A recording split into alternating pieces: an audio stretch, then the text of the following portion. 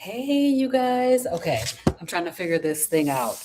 I am in my kitchen in the hotel cleaning my camera, and I wanted to come in and talk to you guys. It's so cold outside. I decided that I did not want to go outside and take a walk. It's freezing.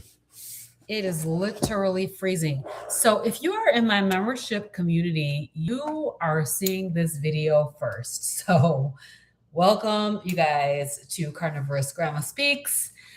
This is CarnivorousGrama on the road. It's supposed to be a walk and talk. I did not want to miss a day, but I wanted to come in and, give you guys my update, talk some more about the stuff I've been talking about on the walk and talks. And I know that this is a surprise live inside of my membership community. So hopefully you're happy that you're seeing this first. I appreciate you for being part of the membership community. So I'm in the kitchen today here at the hotel. I'm going to see if I can't find the right angle for you guys so that you can see what I'm doing. It's a little tricky because I'm on my computer instead of on my phone because I couldn't figure out how to go live inside the membership community from on the phone. If you're not inside my membership community, feel free to join. We would love to have you in here. Anyway, let me just try to see if I can find the right angle so you can see what I'm doing and we can also chit and chat. We'll see if I can figure this out. All right. You're not going to get the whole view. Anyway, I'm going to be cooking. So let me tell you what I'm going to be cooking tonight.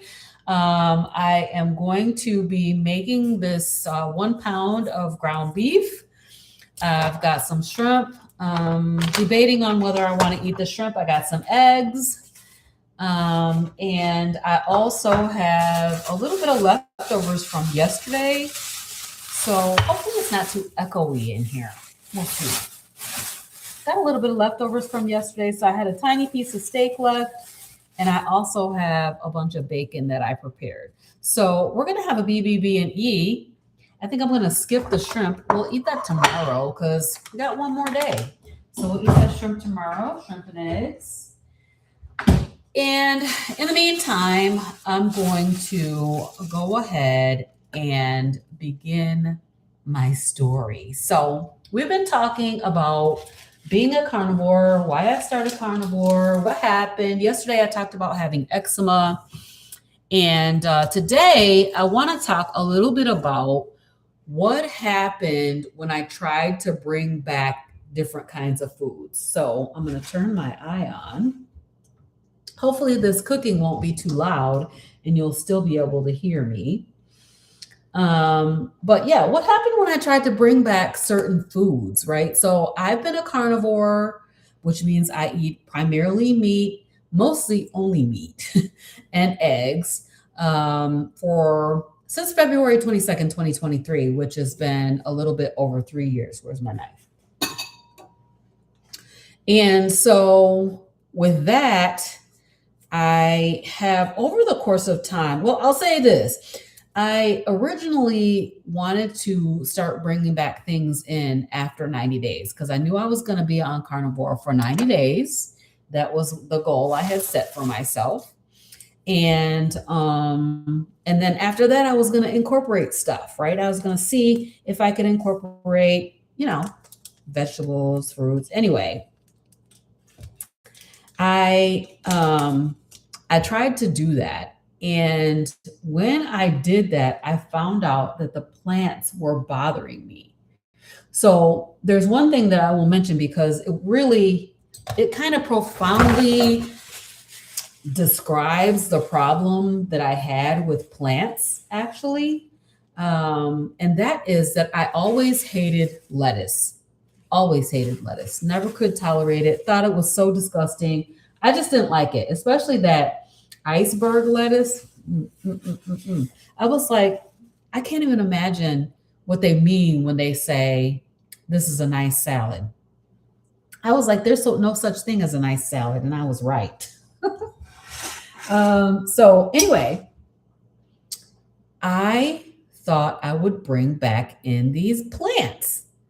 And so the first thing I tried was I was on vacation. Well, I kind of was working remotely from Florida. And I wanted to bring back in some broccoli and cauliflower. Okay. Broccoli and cauliflower, which are, the keto staples. Like they're the keto staples. If you're a keto person, broccoli and cauliflower are probably the top of the list, right? I did all kinds of stuff with broccoli and cauliflower when I was on keto. So I thought these are keto plants. I should be able to bring those, try them, bring them back in. And when I tried to do that, what I realized is so I had IBS, right? I had constipation all the time. It was really terrible. And basically, my stomach hurt when I brought those two things back in. So immediately after I tried to bring them back in, I could see the difference in my gastric area, right? So I had gas, I had bloating, I just did not feel good after I ate broccoli and cauliflower. Okay, so those are the first two I tried. Let me grab a spoon because I need to stir this meat. I need to chop it. Um, and so I was like immediately I knew that I was not broccoli and cauliflower. Now those seem like super safe, right? They seem super safe. Like it should not be a problem. It really should not be a problem, but it was. So, the funny thing about this stove, I can't tell what's high and what's low. It's like the eyes are on upside down or something. Anyway, we'll go ahead and get that working. Let me get my salt. So anyway, that was the cauliflower and broccoli, right?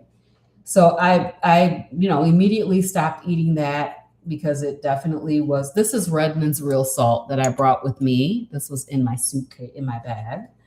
And so I'm just seasoning everything with Redmond's real salt because that's what I had. I also have some butter. So I'm going to eat some of this butter in my ground beef. And yeah, it's going to be a BBB&E. All right. So that was the first two I tried. Then the next thing I tried was I tried cabbage. So I was the cabbage and onions queen. Made all the cabbage and onions because I make really good cabbage and onions. I'm like, yeah, I can jam on that. So I tried the cabbage and onions. I think the cabbage was okay, but the onions gave me a problem, right? Like I always had an issue with onions too. Like I would feel unwell if I ate onions that were partially cooked. So if you think about like something like a White Castle sliders, right? Where they partially cook the onions and they give you these little burgers with the onions partially cooked. That stuff would just blow my stomach up. It would tear me up. And so that was kind of the experience I had with the onions. When I was in Hawaii, I tried some macadamia nuts because it's keto. And I was like, you know what? I'm in Hawaii. They got these macadamia nuts. They should be really good.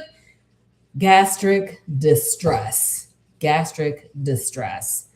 And so the plants really don't agree with me. There's one more example that I want to give, which is the example that I have of when I tried this mint in my water. So I was on a cruise and I decided, well, I want to be a little fancy and enjoy a little refreshing mint in my water. And I did that for about 3 days. So I had sparkling water with mint. It was super refreshing. It tasted delicious. However, when I did that, my anxiety amped way, way, way up, like so high. The anxiety just came raging back. And so I ended up at the mall. We went to the mall after after the cruise. And basically, I could not move forward. I was stuck in place because there was a glass wall, and I basically couldn't get myself to move forward. My anxiety came raging back. So since then, I have not really incorporated any plants. The most I will do is I add a little bit of seasoning to my food. So I use Redmond's real seasoning salt.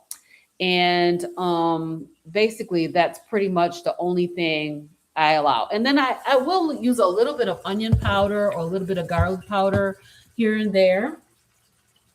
But for the most part, I leave the plants out, right? I don't add any plants in.